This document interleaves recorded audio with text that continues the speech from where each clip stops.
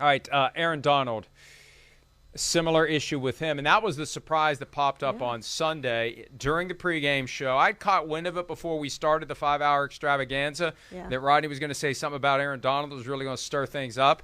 And Rodney said there's a strong possibility Aaron Donald retires if they win on Sunday. Spoiler alert, they did win. For any of you out there, I'm sure there's nobody out there who has not watched the game yet and has resisted. I can't really carve out 4 hours until Tuesday night. I'm going to wall myself off from what's happening. And if you are, you're not watching this show because obviously you're going to hear at some point in the course of this hour who won the Super Bowl. But they won the Super Bowl. Aaron Donald saying all the non-committal things about the future, same as Little Sean. And Aaron Donald, I don't know where this goes. I don't know where this goes because he puts so much of himself into his preparations for each and every season. That may be the thing that causes him to say, at age 30 and I've done everything that I wanted to do, maybe I don't do this anymore. I would totally applaud that. I mean, we've seen a bunch of players, not a bunch, but a handful of Hall of Fame players, first ballot Hall of Fame players, walk away at a young age, and they're still able to walk and enjoy life and do all the things with the rest of their life. And I would applaud that if Aaron Donald did that. And you know what, Mike? If he walked away today at age 30, I am saying he's one of the two best defensive players in NFL history. He will be in the Hall of Fame in 5 years when he becomes eligible, first ballot, everything he's done. It's just been an amazing career, and to me, the Super Bowl ring capped that off. So I would applaud that if he did that. And it would be a shame because I think there's a lot more of Aaron Donald to see in this game, and he can continue to play at a high level. He was third in Defensive Player of the voting this year, and he should have been higher than that. He should have at least been second behind T.J. Watt, but he's still an outstanding defensive player, the best defensive player in football. No one's going to question that. Everyone would tell you that. There's no argument there.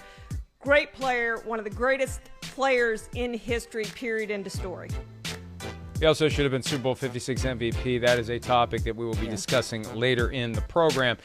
And ultimately, for something like professional football or even coaching, whatever, or any other job that is demanding physically, mentally, spiritually, emotionally, a demanding, hard job.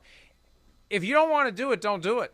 If you're done, you're done. And there's nothing wrong with that. If Aaron Donald is done, if he's put everything that he can into the sport of professional football and is ready to move on, bravo. That's your call. Fans shouldn't get mad about it. And I'm sure fans of teams like the 49ers and the Seahawks and the Cardinals and the Packers and the Buccaneers and any other contenders in the NFC probably happy about it. And the Bengals. If the Bengals get back to the Super Bowl, they don't have to worry about Aaron Donald anymore. But if he wants to move on, then that's his call. And, one thing that has been lost in all this, Sims and I talked about this earlier today. Aaron Donald is a Pittsburgh guy through and through.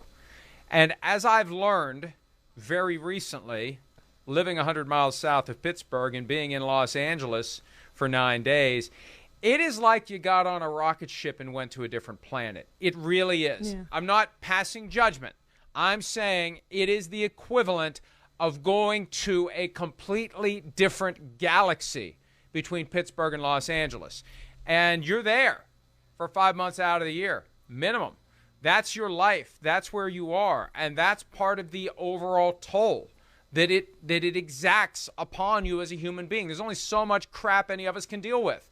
Whether it is physical, whether it is mental, whether it is emotional and spiritual, you get to a point where you just can't do it anymore. And he's climbed the mountain. He's reached the pinnacle. He's a walk-in Hall of Famer. And as Sim said Sunday night after the Super Bowl, he goes straight into that inner room that is reserved for the guys where we don't have to have the debate. And some would say those are really the only ones who should be in the Hall of Fame anyway.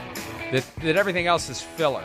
The ones who walk right in without question, the Brett Favres, the Peyton Mannings, the Tom Bradys, the Aaron Donalds, the Lawrence Taylors, maybe that's the only ones that should be in it anyway.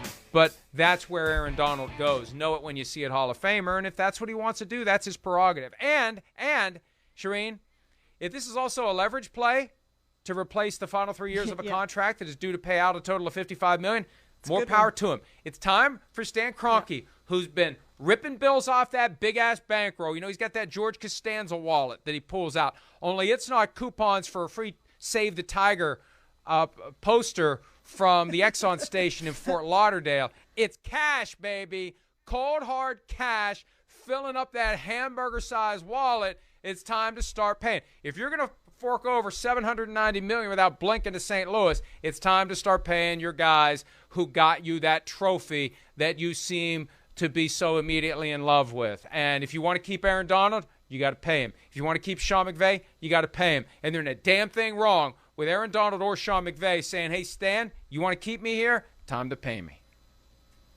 Well, and Mike, you pointed out in a post, I think it was earlier today, it might have been yesterday, but he has 3 years remaining on his contract, and the average of those 3 years is $18.3 million per year. That's not enough. To me, Aaron Donald is in that quarterback money, right? He makes that big of a difference. There are very few of those players, especially defensively, who I would say that about. I would say that about Aaron Donald. You pay him like a quarterback because he's earned that, and he showed it again in the Super Bowl. To me, the Rams don't win that Super Bowl if they don't have Aaron Donald. Yeah, I agree completely, and as we'll discuss, he was the MVP. Hi, I'm Mike Tirico, and thanks for watching. Make sure to hit subscribe for the latest news and highlights from NBC Sports.